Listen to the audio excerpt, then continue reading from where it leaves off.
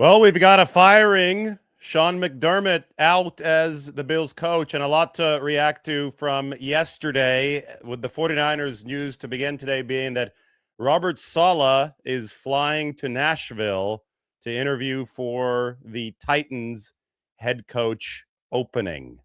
So there's a strong chance at this point, now that this is an in-person interview for Robert Saleh with the Tennessee Titans, that he grabs that job. Now, the question is, does he want to go to a sketchy franchise? I think the Titans would definitely qualify. But if Robert wants a head coaching job and he's offered a head coaching job and he doesn't care where it is, if he thinks he could turn anywhere around here in his second go-round, then he might be a goner, and the 49ers might be having to figure out what is next at defensive coordinator. So we're going to keep that on the radar. I have the wrong text title down at the bottom. Why don't we do that?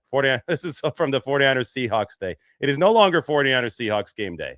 It is 49ers reaction day. Hirings, firings, and the playoffs. Go throw back to this text title. Sam Darnold not throwing. He didn't really throw during the game. What did he have? Like 120 passing yards, but it was all for naught for the 49ers. I'm really interested actually now to see where Sam Darnold's going to be at for this game against the Rams, the NFC Championship, following yesterday's divisional round of the playoffs, because I think that he's going to be needed to throw a little bit more against the Rams, who are obviously a healthier and more complete team than the 49ers. That said, the Seahawks are favorites. I think they should be favorites, because if you gave Matthew Stafford the 49ers injured defense last night, Stafford would have lost to Caleb Williams and the Bears by at least 3 scores.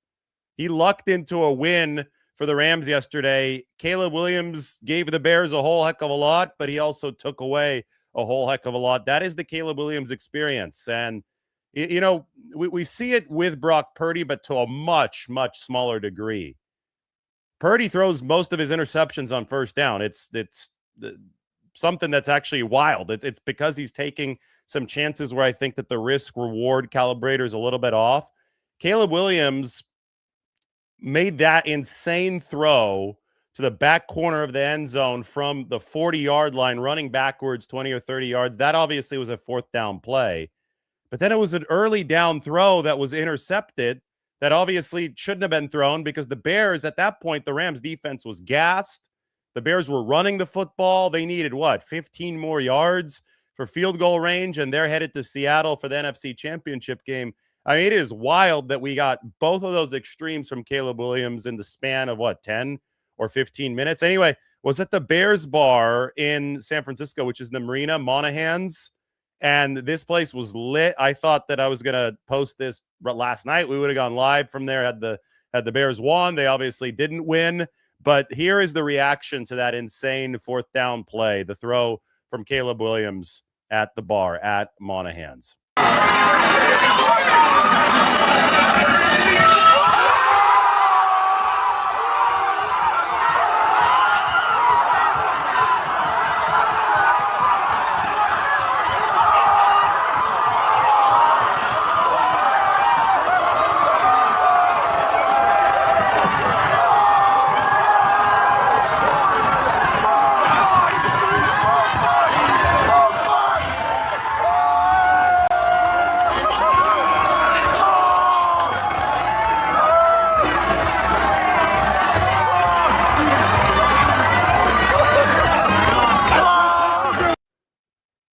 That was crazy. And they had a whole outdoor section too. And then that place got so quiet when the Rams, the thicker kicker, hit the game-winning field goal following the Williams interception in overtime. So what was it? They were up to like 6 or 7 wins when they were trailing in the final 2 minutes. That would have been 7 or 8. It was already an NFL record. Each subsequent one would have just broken that record. So it was about to be the same movie played again. They made the comeback, but they couldn't get the win. And there were so many. Matthew Stafford was at 6.1 yards per attempt yesterday. There were long droughts for the Rams where they were unable to score. It's wild, because if you outfitted I think more than just Brock Purdy, if you outfitted several quarterbacks in this league with what Matthew Stafford has around him this year, a top 5 defense, a top 5 run game, that was really, really important for the Rams yesterday. I think he's got a top 5 offensive line. You put that setup around a lot of quarterbacks, and they're immediately in the MVP conversation. How you judge these guys is, okay, what's the output in situations like this one yesterday? And if Stafford hadn't gotten the benefit of that defensive performance, or the benefit of Caleb Williams throwing 3 interceptions, he's going home before the championship game. So we'll see how it goes for the Rams. That last time they went up to Seattle, they lost. They obviously did put up points the last time they faced the Seattle Seahawks, though, and that was on that Thursday night game that kept the number 1 and obviously the number 1 seed also open for the Seattle Seahawks. But that Seattle defense has, I think, ratcheted it up to another level now. The Rams, I'll keep the same take on the Rams. They were not peaking in the first round of the playoffs in the wild card against Carolina when they almost lost that game. And I think, when you look at overall team efficiency from the larger sample of the regular season, Rams-Bears also shouldn't be a game that the Rams are winning by the skin of their teeth. I mean, the Rams should be, based on what they've shown at their peak this year, with the top 5 defense, especially if their special teams isn't screwing stuff up, but with the top 5 run game, with Puka Nacua and Devontae Adams and all those tight ends, Kyron Williams, and the Rams should be a team that wins that game by 2 scores against the Bears. It shouldn't have been that close. Yet they almost lost to Carolina. They almost lose to Chicago. And now they're facing a Seattle team, which, again, this is going to go back to what I put accidentally up on the text title. Sam Darnold, he only had to throw for a little bit over 100 yards against the 49ers. If he has to throw a little bit more, as is likely, because we think that the Rams are more balanced, although they have struggled over the past couple of weeks. If Darnold has to throw more, will he be able to get that done for Seattle? Because, again, LA is playing better defense, even if they aren't peaking, than the 49ers are. And I don't think that the Seahawks are going to be able to just run the ball without much of a passing counterbalance against the Rams the way that they did against San Francisco. Sean McDermott out in Buffalo. I'm sure everybody saw the Joey Bosa video. He was walking into the tunnel, slammed his helmet. Buffalo, obviously, major problems with the officiating in that game. But they had to win, and there were going to be no excuses for this somebody. There was going to be a head rolling after this game if Buffalo lost, because there have been so many failures in the playoffs, and obviously they're very, very committed to Josh Allen. He doesn't skate free from responsibility here. I mean, Allen also turned the ball over in that football game, but that was a brutal, brutal way to lose against the Denver Broncos. And I think it would be more fun to have Josh Allen in the AFC Championship game because of the fact that Bo Nix is now hurt. So it's going to be Stidham. It's going to be Jarrett Stidham, a backup for the Broncos, facing the New England Patriots. But Sean McDermott was the Bills head coach since 2017. He came aboard the same year as Kyle Shanahan did in San Francisco and Sean McVay did in LA. So the 3 longest tenured coaches in the NFL are now number 1, Andy Reid, who came to Kansas City in 2013, and then tied for number 2, Sean McVay and Kyle Shanahan, who both joined their respective teams in 2017. The 49ers are officially the 3rd best team in the NFC this year. Simultaneously, they are the 3rd best team in the NFC West. Isn't that wild?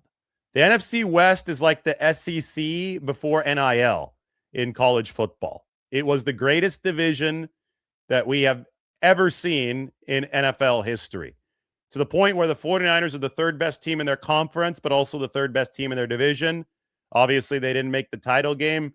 You put the Seahawks and you put the Rams ahead of the 49ers, although the 49ers did beat both of those teams. One of them when they weren't healthy, the Rams in week 5, and then obviously they beat the Seahawks when they were generally healthy back in week 1. But the Seahawks and the Rams, analytically at the top of the entire NFL, also on top of their conference and their division. And those SEC great glory years before NIL when they were just paying guys illegally in the SEC. All those years, the SEC title winner would effectively be the national championship game winner. Now, I think things have changed now in college football to the point where tonight we don't have an SEC team in the national title game. It's going to be the Miami Hurricanes at home hosting the national title against Indiana. I think Indiana is going to completely wipe the floor with them. I think Indiana is on a different level than anybody else in college football this year. But it's crazy because as soon as paying players became legal, what the SEC was doing that I think other conferences weren't doing, at least as regularly, as intensely, became something that wasn't an advantage for the SEC anymore. So they have fallen off, and now the SEC can be replaced by the NFC West. The Rams, the Seahawks, the 49ers, and the Cardinals are like Vanderbilt back in the day in the SEC. Although Vanderbilt's pretty good now, so it's crazy. The NIL has really, really changed things. We'll see what Arizona does with their head coaching position. They are one of the many vacancies around the league. I know that the Giants have filled theirs with John Harbaugh, so I think it's back to 8 vacancies out of 32 teams. So over a quarter of the league, though, I think it got up to 9 with the Sean McDermott firing, has to change their head coach over the course of this offseason. So obviously not a lot of patience in the NFL. There never has been patience in the NFL for head coaches who aren't winning quite enough. But the carousel is rotating right now, and obviously Robert Saleh is interviewing with the Tennessee Titans, the Cardinals, the Ravens, and the Dolphins. Other potential possibilities for Robert Saleh where he has interviewed. I saw him briefly in the locker room after the 49ers season finale against the Seahawks. And he was off to do some of those interviews on Sunday, the day after. That was yesterday. And obviously has to be in a different state, different time zone today for that interview with the Tennessee Titans. In a little bit, I'll be heading down to the 49ers facility. Today is locker room clean out for the 49ers. So they're going to have the big packing boxes in the locker room. Players will be getting their stuff out of their lockers. I wasn't sure if they were going to use the 49ers locker room for the Super Bowl, but the NFC team actually might. So it might either be the Seahawks or the Rams using the 49ers locker room, which would mean that everybody's got to clear their stuff out ahead of the Super Bowl. They do have 3 locker rooms at Levi's, though. They have the visitors locker room, and then they have the aux locker room, like the auxiliary locker room. And I thought that maybe they could just have both, of the Super Bowl teams use those, but that also might mean that both teams are a little too close together on that side of the field. They might want the 2 teams to be further apart at the Super Bowl, which would necessitate using that 49ers locker room for either the Seahawks or the Rams if they do give that to the NFC team. Anyway, regardless of the Super Bowl, the 49ers clean out their lockers 2 days or a day after. To this year, it's 2 days after the end of their season. So we'll be heading in there. We'll be talking to the big names, I'm sure. We'll be talking to Brock Purdy, to Christian McCaffrey. And it's one of those things where the 49ers are set up really interestingly to make this a splashy offseason. I think that they actually will spend some more money this offseason, and they do have 7 draft picks, and that could up itself to 8 if they do trade Mac Jones, and that's going to be a whole other storyline. Either way, it's year 2 of the salary cap reset for the 49ers. Year 2 typically means year 1 is more of a strip it down year. Year 2 is more of a build it back year. And it will be fascinating to get the thoughts of players exiting the first year. A lot of the veterans had to shepherd along the rookies. I can't wait to talk to the rookies today too, to see where they are now mentally versus where they were on day 1. I think all of that went tremendously well for the 49ers. That's how they've been able to get up to those 13 wins. I mean, 13, we'll never see a 13-win team as injured as the 49ers again, right? So it will be fascinating to get the end of season perspective, heading into what's going to be a different mode for the 49ers this offseason. And then probably John Lynch and Kyle Shanahan tomorrow for San Francisco in their end of season press conference, and then they'll adjourn for the offseason. Next time we'll hear from them will be a little over a month from now at the NFL Combine in Indianapolis. Yes, Kevin Stefanski was hired by the Falcons, so the coaching carousel is moving, and I'm sure that we're going to see some hirings here over the course of the next several days, next couple of weeks, because of all the in-person interviews that are happening right now. I'm going to head into the comments section. I'm going to answer some questions. A lot of you joining in right now. I promised you that the 49ers would beat the Seahawks if we reached 100,000 subscribers before kickoff, and we didn't, unfortunately. We got up to like 99,800 or something, and then like a few people left after the season, as always happens. That you're right, you can unsubscribe whenever you want to, but we're at 99,781 now, so we're working our way toward 100,000, and it's going to be cool to be able to hit that milestone to really kick off this offseason, 100,000 real subscribers. But as we're picking up the pieces following what was a tremendous 49ers run in the 2025-2026 season, I will turn my attention to the comment section, and then I'm going to be headed down to Santa Clara. The Mac Jones question is one of the big ones facing the 49ers this offseason. Do you trade him? Maybe get a second rounder, third rounder? I don't know what exactly you get. I think he was a top 10 QBR guy this year, though, so he should at least have earned himself a bridge QB1 audition somewhere, which would make him worth, I think, a top 3 round pick. If you're able to get that, do you trade him if you're the 49ers? You have to think long and hard about it, because you're going to be a contender in 2026, and Mac Jones was one of the saviors of this season in 2025. Brock Purdy missed 8 games, and Mac Jones led the 49ers to a 5-3 record in those 8 games, and he was, I think, clearly the best QB2 in all football. If you're a contender, QB2 is an especially valuable position because it could keep your team afloat. In 2024, the 49ers went 0-2 when Purdy didn't play. So 5-3, 0-2, those are 2 very different records. Now, if the 49ers are confident that they could bring in another QB rehab project that can fill in effectively if Brock Purdy gets hurt or misses some time, as most quarterbacks do in the 2025 season, or 2026 season, then yes, if they're confident in that, then they'll probably take the draft capital in exchange for Mac Jones, who signed a 2-year contract with the team. So he's still under contract in 2026. But it's a decision for the 49ers to make. It's one that we'll definitely ask Kyle Shanahan and John Lynch when they speak. I'm guessing that's going to be tomorrow. And, I talk about the 49ers draft capital. That right now they have a pick in the first round, a pick in the second round, a pick in the third round, 3 picks in the fourth round, their own pick. 2 compensatory selections are projected to come at the end of the fourth round, and then 1 compensatory pick is projected to come at the end of the fifth round. They don't have a 6. That was traded away, I believe, for Keon White. They don't have their standard 5. They only have the comp because they traded that away for Bryce Huff to Philadelphia. They don't have a 7. That also went somewhere in a trade.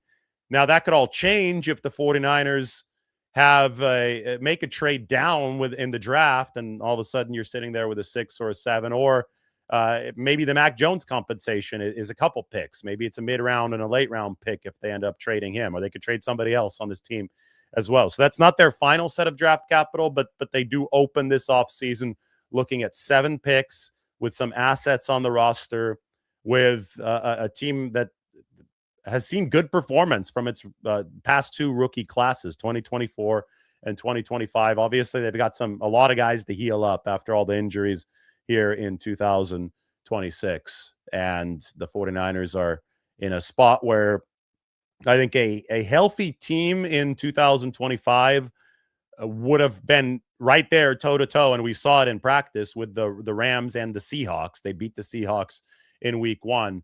So healing is going to be of utmost importance, but then there are going to be some roster holes they need to fill in just because of the standard attrition of a roster over the course of the offseason, contracts expiring. We'll go through all of the free agents. We'll talk about all of what the 49ers need to do from a replenishment standpoint when it comes to just holes on the roster when you look at things on paper. When you don't factor any of the injuries in, where are the 49ers a little bit weaker? Where do they need to get stronger? I personally think that the safety position is at the top of the list on the defense, and then I very, very strongly believe that they need more separation on the offensive side of the ball. I think the data has all pointed to that. I think that the Brandon Ayuk defection, it did screw the 49ers, but now that they have an entire offseason to account for it. I know that they didn't really have an offseason to account for it last year because, yes, he had torn the ACL and some of the other ligaments in his knee, but I think they expected Brandon Ayuk to work his way back and be ready for at least the second half of the season. When they saw him running out on the field during training camp, he was even catching some passes against the Raiders, like during that preseason game and warm-ups from Brock Purdy. I think there was a realistic expectation that Brandon Ayuk would be able to help this team out down the stretch. Then he disappeared. Obviously, midstream, it's really hard to make up for something like that, especially when you committed so much money to him in 2024. You could see why the 49ers were so desperate to pay Ayuk in 2024 when the separation just wasn't there in some of the biggest moments of this season. Brock Purdy was able to successfully walk a tightrope for San Francisco many times this year. It was one of the best quarterback performances in the entire league this season that Brock Purdy put on after he came back from the turf toe, but he wasn't able to do it against Seattle, against an elite defense with absolutely nobody separating downfield. That being said, part of the game yesterday, we were at campus in the marina, and they had AI does crazy things. That's Brocky. His belt even said Brocky. That is right on Chestnut Street in the marina. And it reminded me of the 49ers' greatest triumph of this 2025 season, 2026 calendar year so far, was the victory against the Philadelphia Eagles. Brocky Balboa in Philadelphia. A lot of the same deficiencies that the 49ers had in Seattle, maybe even more because they didn't have Ricky Pearsall for that game against the Eagles. They weren't facing as good of a defense, that's for sure. The Eagles' defense is good, but it's not great like Seattle's defense. But a lot of the same deficiencies Brock Purdy faced and was able to guide the 49ers to a win over the defending Super Bowl champs.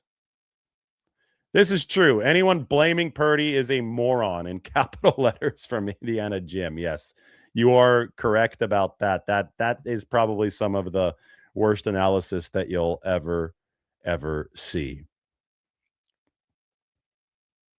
Douglas says that he does not trust the 49ers with any draft capital. Look at their draft history. Do not trade Mac Jones. All right, I'm going to look at the 49ers draft history. They drafted Fred Warner. They drafted George Kittle. They drafted Brock Purdy. They drafted Juwan Jennings. I mean, they've built Nick Bosa. Deommodore Lenoir. They've every single A-list pillar on this team, minus Trent Williams, who was a trade, was a 49ers draft pick. So I don't really understand your point. Their draft history is good. They've brought in good players. Have they missed on picks? Yes. Has every other team in the history of the NFL missed on picks? Also, yes. You have to be graded cumulatively, and you can't be graded based on your round by round success in the draft. It doesn't matter if you get a guy in the 7th or if you get a guy in the 5th or if you get a guy in the 1st. It's a meritocracy in football. Once they're in the building, they're in the building. And this obsession over where they were picked needs to end. It's the very reason why people are so wrong about their Brock Purdy evaluations, is because they can't get over the fact that he was a 7th round pick. They'll give more chances to a 1st round pick. I mean, if Purdy played the game that Caleb Williams did yesterday, and Purdy has made some insane throws, right? Purdy scrambling around essentially the whole game against Seattle. He had to run 413 yards. The tracker got him at 413 yards running for his life against Seattle. And he made some insane plays running for his life, like the one that he threw the Juwan Jennings. I believe that was a 3rd down where he had to spin out of the pocket and then fire the football. Anyway, if Purdy, and we have seen this, had made some of the insane plays that Caleb Williams did against the Bears, but then also had thrown 3 interceptions in a playoff game, Purdy would never be forgiven for it. Meanwhile, Caleb Williams, it's like, oh, well, yeah, he's a young guy. He's learning. Purdy's a young guy too. The reason that people forgive Caleb Williams for it, though, and not Brock Purdy is because Williams is a first-round pick. It's draftism to the very extreme. Whereas Purdy's doing high ceiling stuff with a much higher floor than Caleb Williams, but for whatever reason, he's not recognized for it. And the reason ends up being that he was picked number 262. So this obsession with the 49ers draft record that only focuses on misses in higher rounds, but doesn't give them credit for their hits in later rounds it's moronic. It's not the right way to look at how to build a team, because it ignores the fact that the draft at its very core is a crapshoot, even in the first round. I mean, first round, you might have a higher success rate in the first round. It's like throwing darts at a wall. First round picks, you're closer to the wall, but you could still miss. Seventh round picks, you're further from the wall, but you could still hit. So nobody cares how close or far you are from the dartboard when you're playing darts if you hit a bullseye. And if that bullseye comes from way back on the other side of the room, well, that was an undrafted free agent or a seventh round pick. Everybody says 2 thumbs up. You hit the bullseye. Should be the same way with the NFL draft. The 49ers hit a bullseye when they threw the dart from 20 yards across the room. Right in the middle, hit at 262 for Brock Purdy. And whether or not they were the first pick or the 262nd pick, they would have been happy with that Brock Purdy selection.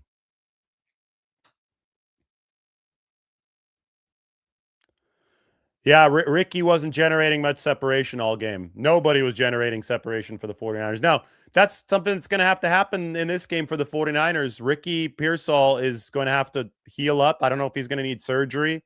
Maybe he'll divulge that today when we talk to him at the team facility. But Ricky Pearsall needs to be 100% healthy, and it's going to be a big year where he can't run into the same injury luck, because this is coming up now on fifth-year option decisions. He's a first-round pick.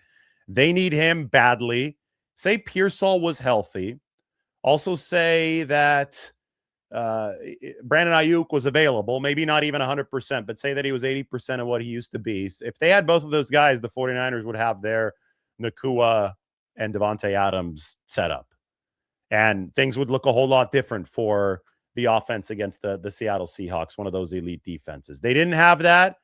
They still had a really, really good offense this year, and it was mainly thanks to the quarterback position and Christian McCaffrey, and obviously Kyle Shanahan was able to call some of the plays around that. They had 2 of the top 10 QBs in the league as far as QBR went, Purdy at number 2 and Mac Jones down there, I think, at number 9 or number 10, but he was still in the top 10.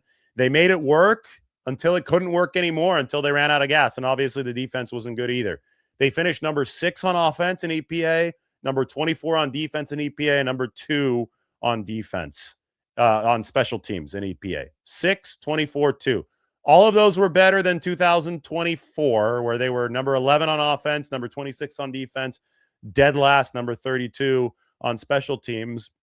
That's all great, but it was a step forward, even in an injured year, even in a roster reset year. They got younger. They built the foundation. They took their medicine over the 2024 season. Now they could build even more. And obviously, health is wealth. They've got to get healthy. It's hard to evaluate the defense without health. But I think they've got to get into the top half defensively, 16 or better defensively. They've got to keep Purdy healthy in 2026. And I think that means top 2, top 3 offense if they can get him the separators at receiver. And then all of a sudden you're looking at top 3 offense, MVP candidate Brock Purdy. You're looking at top half defense. And then with Brant Boyer, keep that special teams in the top 10. All of a sudden this team is a bona fide Super Bowl contender. All right, I got to head down to Santa Clara. Locker cleanout is about an hour and 15 minutes away. And I think I got like a 55-minute drive to head down there. So we will talk to everybody very soon. Thanks for watching, and be ready. We got a lot of content coming from the 49ers locker room.